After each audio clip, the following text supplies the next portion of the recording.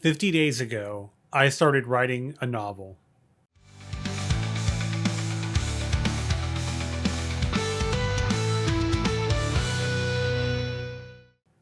Welcome back to Writer's Theory. I'm James Winterthorne, and 50 days ago, I started a project of writing a novel in less than 90 days, to complete the novel in less than 90 days, and to upload my writing sessions here on YouTube. Um, Now, is it actually 50 days that I started the novel? Well, no, not exactly, because the days that I write aren't the days that I record these videos, but it's pretty close. This is the 50th video in this series, and I'm sharing the 50th day of writing. Regardless of what the actual day is, this is still a big milestone for me.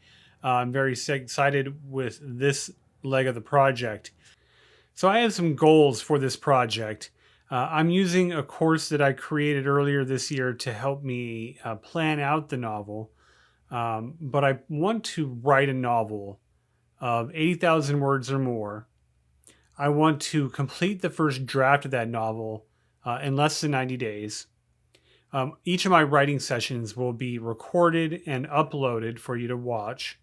Once that's done, I plan to edit the manuscript as efficiently as I can.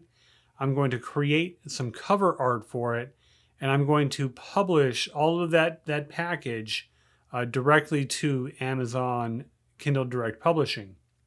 I wanted to write a Western. I'm a sci-fi fantasy guy, but I was fascinated by the Western genre, wanted to write a novel in something I'm not familiar with. And so that is an update on my project here. Things are going well. I missed a few days of writing here and there, but on the whole, it's been a very productive project for sure.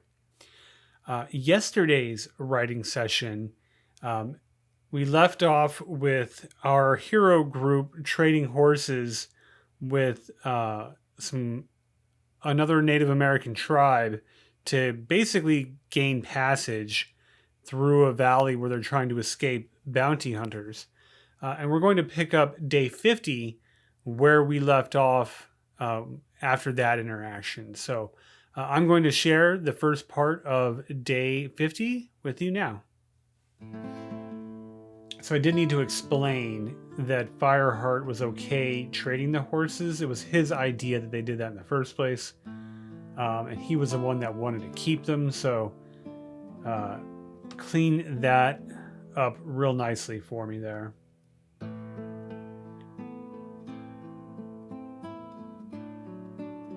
Kind of transitioning back to describing the environment they're in. As I get further along in these legs of the story where they're writing, I'm going to rely more and more on exposition because I don't need to keep telling the same part of the story just because they're in a different part of the desert here, or the desert mountains.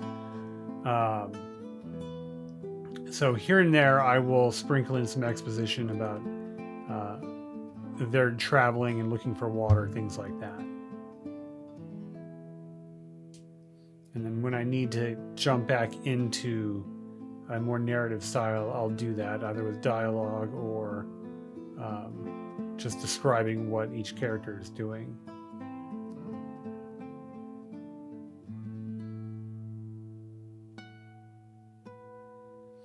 And here they finally get to rest because they really haven't slept since the night where Mercer encountered the coyote in a supernatural event.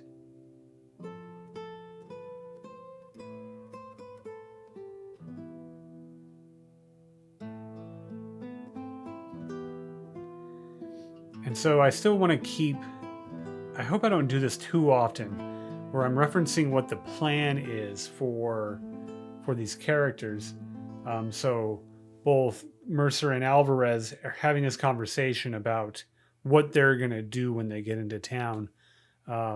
First, what I think is what I want to do is I want this to bring us back to the goal of the story, that they are trying to expose Shaw for what he's done. Um, and it gives me a little content to write with and break up these journeying sequences, or traveling sequences rather. Um, and I can also really see more clearly what I want to do when they actually get there, because they're having the conversation. And also, if you're writing for days and weeks, you're going to have conversations about what you're going to do when you get there. I think that's just a very natural part of an adventure like this. So that's my intent with bringing it back to the goal and having the characters talk about it. I just hope I don't bring it up too often. I hope it doesn't detract from the story. So let's carry on with the rest of day 50 and see how that conversation goes. And so here it's just some very practical conversations about how are they going to expose Shaw in a meaningful way. This is a problem I have to solve as a writer. Like, I know what I want to do, but is it practical? Is it realistic? Is it believable?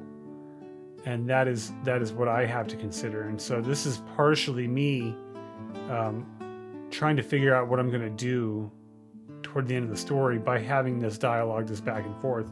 So this is almost an internal dialogue I'm having with myself about what's going to happen when they get there. And it works great because these are things that I need to consider, that I can now put into the story and have it be something that the readers might also want to know. So it works great for me in that regard. Again, I just hope I'm not getting into it too much by sharing their, like, what are they going to do when they get there? Shaw's really going to pay. So them having that discussion.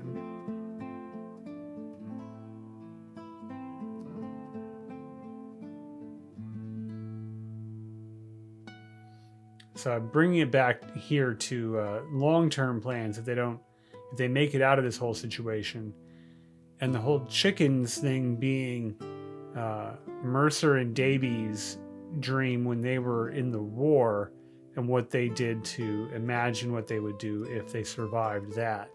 And so Mercer here is carrying that dream along for himself and for the memory of his friend.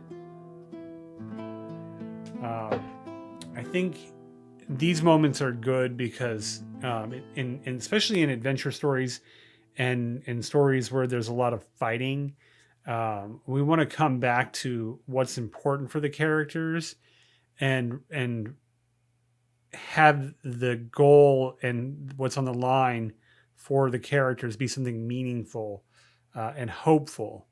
And then you can oppose that hope with the cynicism or potential negative outcomes that might come from what happens if they don't succeed. So that ups the stakes even more. And we can see what the characters are fighting for, ultimately. So with that, let's get to today's line of the day. I figured I would just start a farm myself.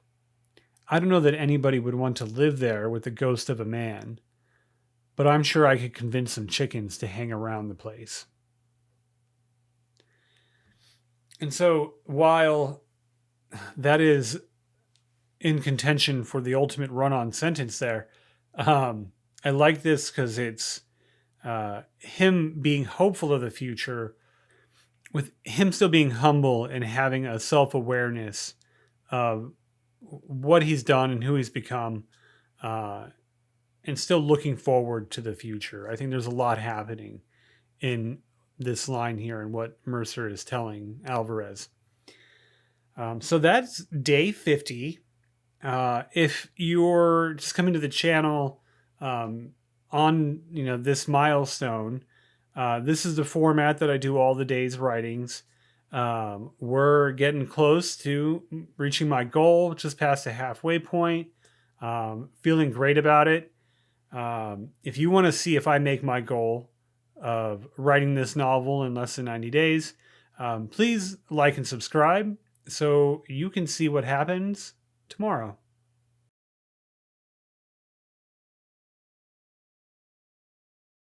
I figured I would just start a farm myself. Nah. I figured I would just start a farm myself. I don't know that anybody would want to live there with a ghost of a man, but I'm sure I could convince some chickens to hang around the place. Okay.